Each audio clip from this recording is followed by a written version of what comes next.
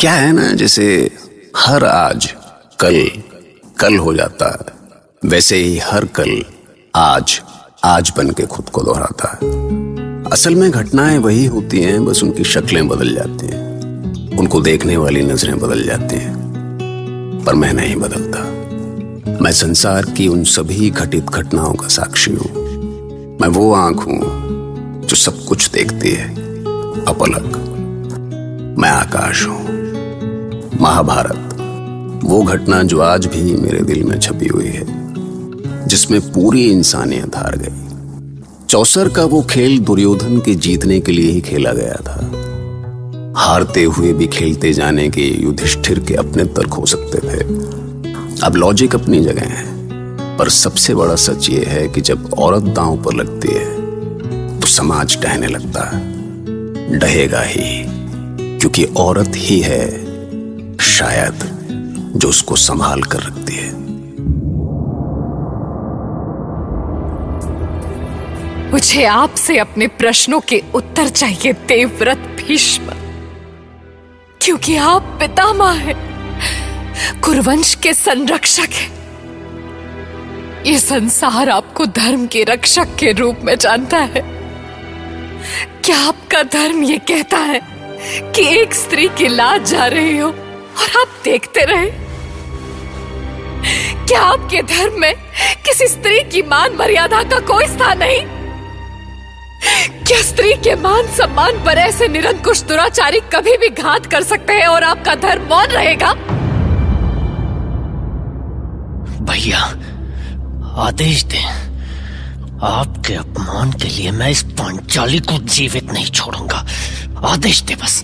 मूर्ख भांजे दुशासन, इसे जीवित नहीं छोड़ेगा तो अपमान क्या मेरा करेगा? दुर्योधन, समझाओ आपने इस मूर्ख अनुज को। अरे बोलने दो दुशासन को मामा, बोलने दो, जी भर के बोल लेने दो इसे। बहुत पुरानी आग लगी है इसके सीने में भी। उत्तर दीजिए पितामह। स्वयं को कुरुवंश का उत्तराधिकारी मानने वाले दुर्योधन ने अपने नीच भाई को मुझे बालों से पकड़कर इस सभा में घसीटते हुए ले आने का आदेश दिया, और आपने उसे रोकना तो दूर, सर उठाकर देखा तक नहीं। क्यों पितामह, ये कौन सा धर्म है आपका? और ये लोग मेरे पति हैं, जिन्होंने मुझे वचन दिया था कि मुझे महारानी बनाकर रखेंगे। बोलिए धर्मराज युधिष्ठिर, जुए में खुद को हार जाने के बाद तो आप दास हो चुके थे, फिर दुर्योधन के दास ने मुझे कैसे दांव पर लगा दिया? जो स्वयं दास बन गया हो, उसे कोई अधिकार नहीं कि वो कोई दांव खेल सके। ये दुर्भाग्य है भरत वंश का। सुन रहे हैं ज्येष्ठ, आपने जो भूल की है, इतिहास उसके लिए आपको कभी क्षमा नहीं करेगा।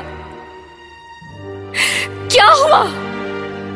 अब सच सुनने की शक्ति नहीं है आप में, पर तब पांचाली को दांव पर लगाने की शक्ति थी।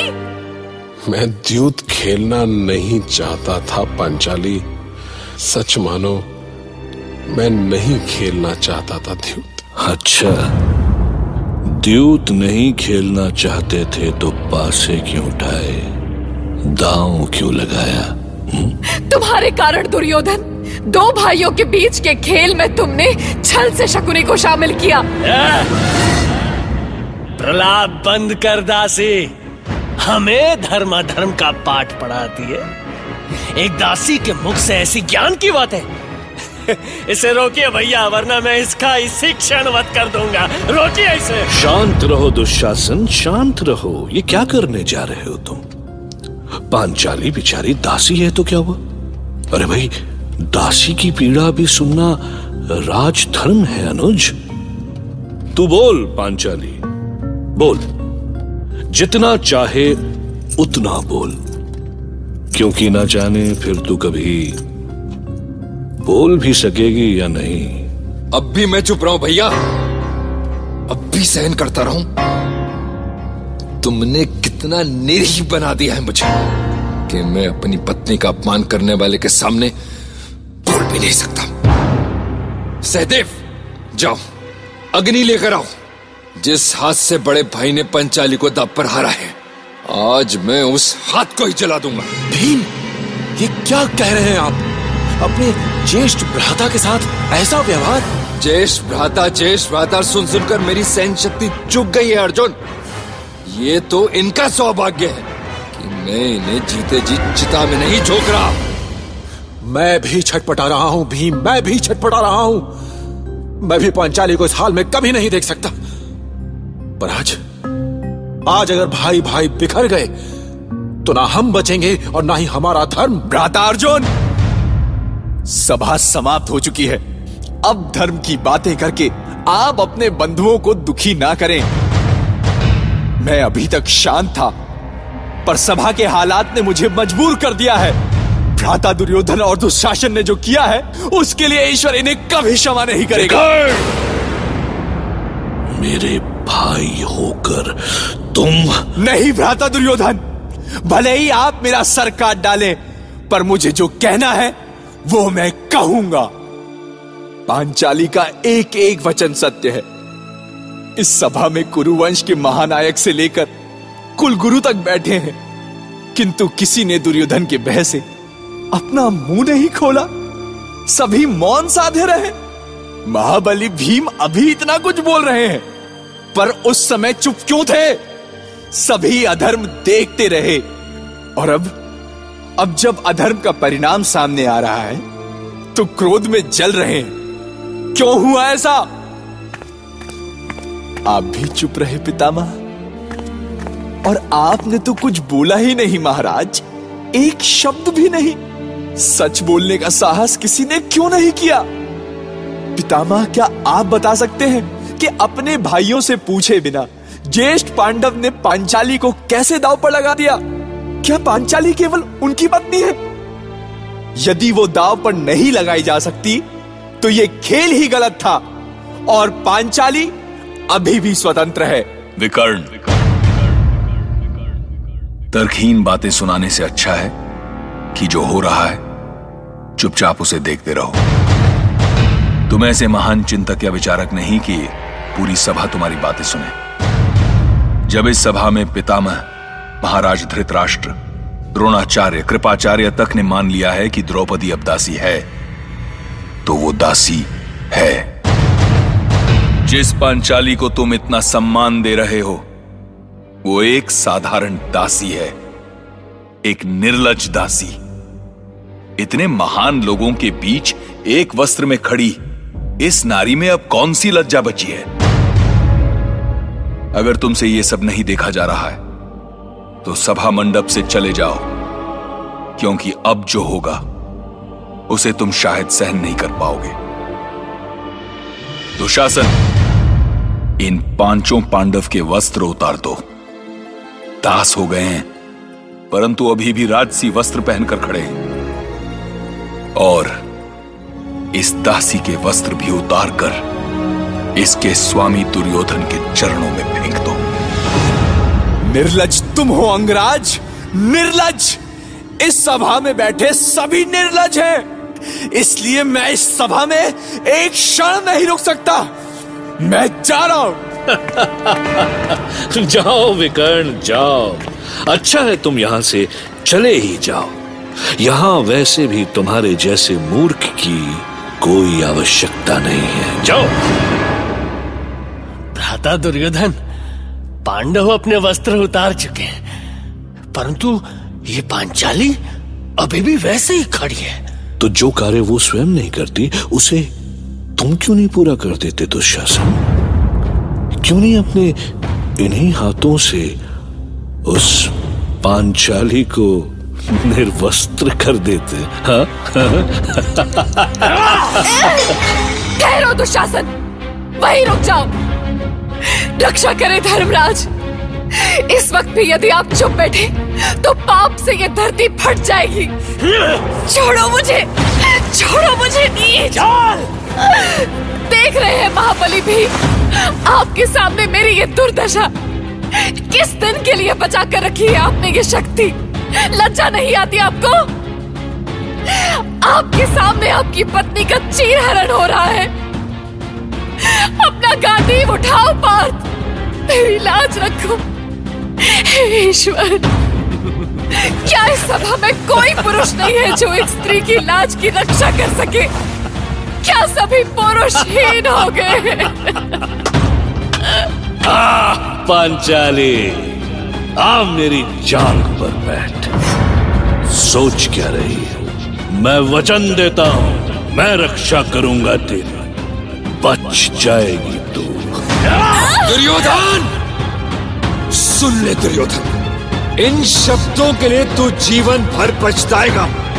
मैं पांडु पुत्र भीम प्रण करता हूं कि जो जंगा तूने पांचाली को दिखाई है, यदि मैं उसे चूर चूर ना कर दूं, तो मैं स्वर्गीय महाराज पांडु का पुत्र नहीं। और सुनो दुर्योधन, ये कर्ण तो तुम्हारा बहुत प्रिय है ना, जिसे अपने प्राणों से बढ़कर भी चाहते हो तुम? तो याद रखना, मैं पांडुपुत्र अर्जुन अपने गांडीव को साक्षी मानकर प्रण करता हूं कि मैं उसे जीवित नहीं छोड़ूंगा, उसका वध करूंगा मैं। दुशासन, किसी के भय में मत आओ, निर्वस्त्र कर दो इस कलंकिनी को। मैं देखता हूं कौन आता है इसे बचाने। हाँ दुशासन, आगे मजा आएगा, बहुत मजा आएगा भ्राता। केशव, मेरी लाज रखिए, मेरी लाज रखिए यदुनंदन। आइए, आइए आकर मुझे बचा लीजिए मेरे नंदलाल। मेरी लाज रखिए, मेरी रक्षा कीजिए प्रभु, रक्षा कीजिए मधुसूदन, रक्षा कीजिए गोविंद। हरे कृष्ण, हरे कृष्ण, हरे कृष्ण, हरे कृष्ण, हरे कृष्ण, हरे कृष्ण, हरे कृष्ण, हरे कृष्ण, हरे कृष्ण, हरे कृष्ण, संभवामि युगे युगे। हरे कृष्ण,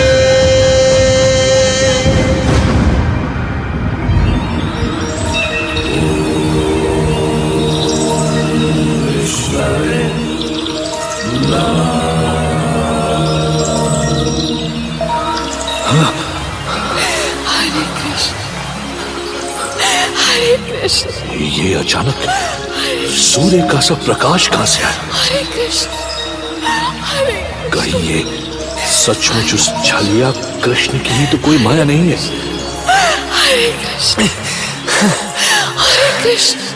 इसके वस्त्र का अंत नहीं होता भ्राता, जितना खींचता हूं बढ़ता जाता है, वस्त्र का ढेर लग गया है। ईश्वर, कैसी माया है ये। हरे कृष्ण,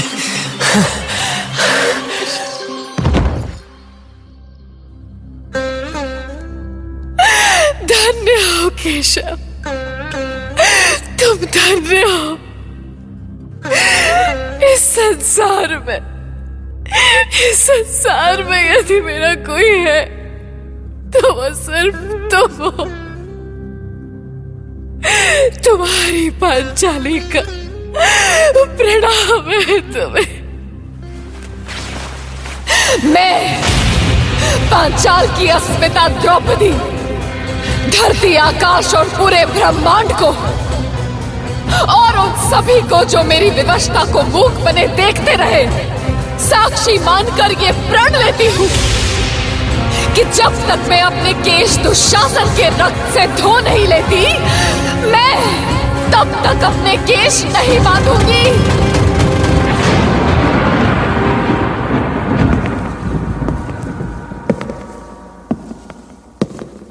मैं सत्यव्रत भीष्म सभी को आदेश देता हूं कि अपने अस्त्र शस्त्र छोड़ दे अन्यथा अपने बलिदान के लिए तैयार हो जाएं।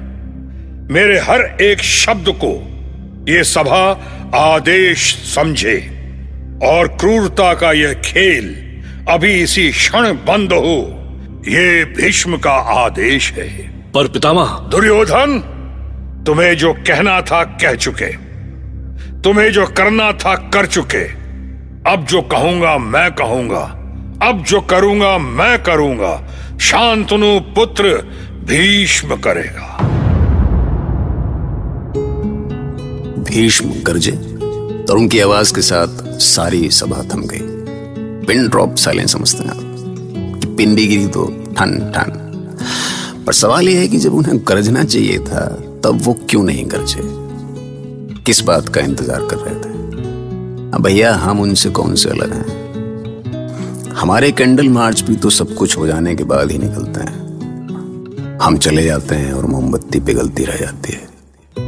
क्यों? चलिए सोचिए। महाभारत।